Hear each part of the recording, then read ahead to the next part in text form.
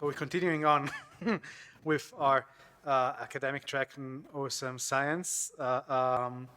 And so we did the data-oriented part. We did the contribution slash corporate editors part.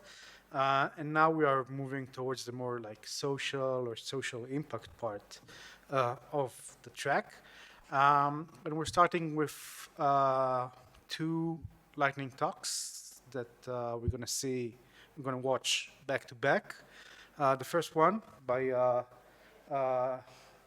Joel Thomas from the University of Miami, which is about what are the impacts or how to integrate Mapathons into school programs and what are the impacts of this thing. And the second is going to be from Valeria from the University of Palermo, which did some work on participatory GIS in Morocco and gonna explore the potential of OSM, PGIS, digital humanitarianism through that case. So we're gonna watch them back to back.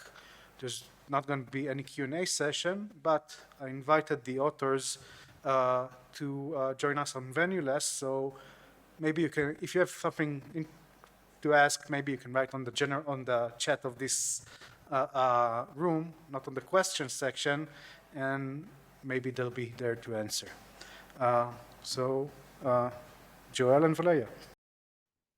Hello, my name is Dr. Joel Thomas, and it's an honor and a pleasure to present Crisis Mapping, teaching high school students how to make maps that save lives. Today's agenda. We'll start with an introduction to crisis mapping and why crisis mapping is more relevant today than ever before. Next, we'll focus on the procedure and methodology of a Mini-Mapathon course, first piloted with 75 fourth grade students and then in 3 human geography courses at an international school in Beijing, China. We'll continue by reviewing the results and discuss the data, which was analyzed using mixed methods. And finally, we'll conclude with a recommendation for further research and a brief introduction to a website that I built to launch your very own Mini-Mapathon and lead wherever you are. I'd like to start today with a brief quote from former President JFK. The Chinese use 2 brushstrokes to write the word crisis. One brushstroke stands for danger, the other for opportunity. In a crisis, be aware of the danger, but recognize the opportunity. Never before has crisis mapping been more relevant. According to the UNDRR, the recorded disasters and economic losses have almost doubled in the last 20 years. In fact, disasters are increasing, or severe weather events are increasing in frequency and severity, resulting in billions of dollars in economic loss and record-breaking numbers of people being affected. All this data here you can see is according to NOAA 2021. In responding to those trends, I decided to create a Mini-Mapathon to teach students crisis mapping in order to save lives, to provide students a real-world educational and volunteering experience that would meet their service learning requirements, as well as enhance their human geography knowledge and skills. As an educator, we're always looking at what would allow the students to have an opportunity to change the world that could perhaps create a meaningful opportunity for them to engage with the world. And I can't think of a better project than a Mini-Mapathon to meet these goals. In terms of research questions driving the instructional design, you can see there are 3 as follows. How did the design support changes in students' perceptions of their crisis mapping knowledge and skills? How did participating in the Mini-Mapathon support student expressed interest in crisis mapping in the future? And how did the Mini-Mapathon support students in engaging crisis mapping? Again, as I mentioned before, I first piloted the Mini-Mapathon with 75 fourth grade students after they learned about crises in their IBPYP curriculum. So we actually went to Chad, Africa, and we worked with HOT OSM and the UNHCR to create maps for the refugees there. After feedback from the students as well as the teachers, I built a website and then launched 3 Mini-Mapathons for Zimbabwe and Nigeria with Doctors Without Borders and the Red Cross, with 28 junior high school students at the International High School in Beijing, China. To design the Mini-Mapathon, I used the ADDIE approach. And the following learning objectives were as follows. Here you can see students will be able to co-create interactive OpenStreetMaps using geospatial software provided by HotOSM. They would analyze the role maps play in crisis response and identify stakeholders, including citizens, international organizations such as UNHCR, Doctors Without Borders, and Red Cross, as well as government agencies and even military branches responding to emergency situations. And finally, they would develop geographical knowledge and spatial awareness. To take you to the classroom, here were the following step-by-step instructions. First, the students would watch a video provided by the partnering NGO or humanitarian organization. In this case, the fourth grade students were taken to Chad, Africa by a video from UNHCR. And there they got to actually see the vulnerable population and look into the eyes of poverty, as well as learn more about what the UNHCR did. This was very powerful for them because many students had never been outside of their country, and many of them have never seen poverty to this extent. Next, I picked a student who was a little bit more proficient in English and invited them to map a building in front of their peers. We followed a 4-step process, and then the students got to review that process, and we wrote on the board what those 4 steps were. I also created a tutorial of the 4 steps and then put that onto the ICT, or the Information Communication Technology platform, in case the students couldn't see the whiteboard or maybe forgot how to map the building or just wanted to continue mapping at home, which many students ended up doing. And then the students followed me as I made mistakes. So I incorrectly mapped a building, mapped a shadow, and then asked the students to correct the mistakes.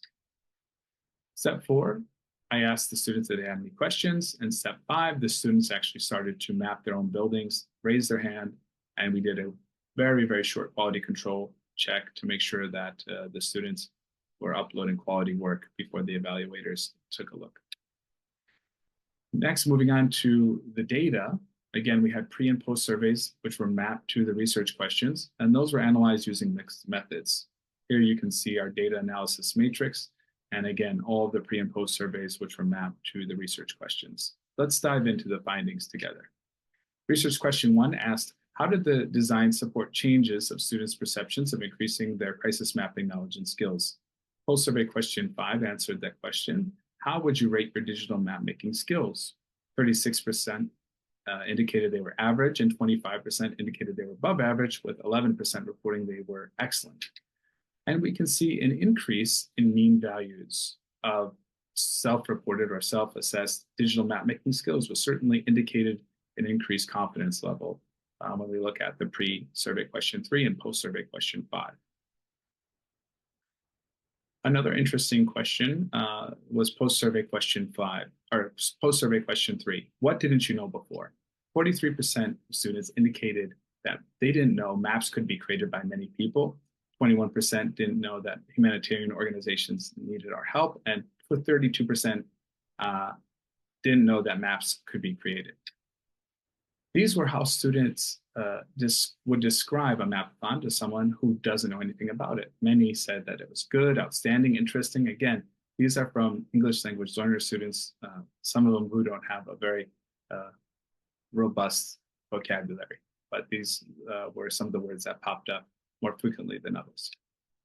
Research question 2 asked, how did participating in the Mini-Mapathon support student expressed interest in crisis mapping in the future? And so post-survey question 7 asks, what is the likelihood that you would participate in another Mapathon in the future? 36% indicated they would be likely to participate. 14% indicated they would be very likely, which is a very positive response to that question.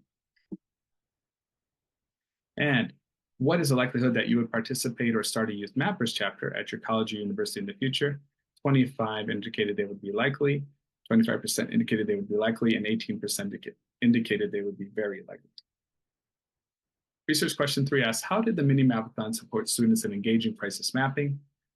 And again, we used pre-survey question 6. Have you ever created a map before? 54% of students indicated no, they had never created a map before. So this was their first educational experience, their first time creating a map, which is a very powerful and enriching experience for them. In conclusion, I believe that crisis mapping teaches students that they certainly can change the world. This was done right after the students returned to the classroom from COVID. And it was very powerful because the students got to learn about new opportunities such as scholarships, internships with HadoSM, and also leadership opportunities to start Maptivist chapters at their high school or Youth Mappers chapters in their future college or university. They learned about the competition between universities with Mapathons and a way to take their skills here and then be able to transfer them and meet new friends at their future college or university. And also, in case COVID-19 or something similar ever happened again, they now have a way digitally to meet those college service learning requirements in order to graduate, which was also very important. Overall, through participating in this crisis mapping activity, students demonstrated improved mapping skills, increased geospatial knowledge, and many indicated they would be interested in participating in crisis mapping events in the future. And in conclusion, I can't think of any more meaningful project-based learning opportunity than a Mapathon. As I experienced the most expensive disaster in human history, the Tohoku earthquake, and participated in the framework, I got to volunteer firsthand on the ground and meet some of the people and go house by house. I also had the pleasure of meeting an astronaut. And so it's a wonderful way for students to actually see the world like an astronaut, with using satellite imagery, but also being able to make a difference on the ground like a humanitarian. And hopefully to replicate that experience and provide a way for my students to continue to map in the future and to learn more about crisis mapping, the history, and more importantly, how they can map buildings and roads in the future. I created a website, not just for my students, but also for the teachers to replicate the Mini-Mapathon in the future. These are a few references. Thank you so much for your time, your patience, and I wish I could be there with you today, but duty calls here. My school has asked me to present at a conference and host an event. I'd also just like to thank a few people, including Jomo Kela Kennedy for mentoring me, and the folks who hosted the Mapathons in South Africa, Kenya, Sierra Leone, and Zimbabwe. All of you encouraged me to launch this Mini-Mapathon course, and I can't forget, thank you for inspiring me, the team of Milan with the 10-year-old students mapping the world. Really great work. I wish the sample size here in China was bigger, but a lot of students were applying for college, and I certainly recommend further research in this field. There's so many opportunities with the National Geographic curriculum, Human Geography curriculum, and IB PYP curriculum focusing on crises, just to name a few. I'd like to end with a quote that if a picture can speak 1,000 words, crisis mapping can speak 1,000,000. Thank you so much.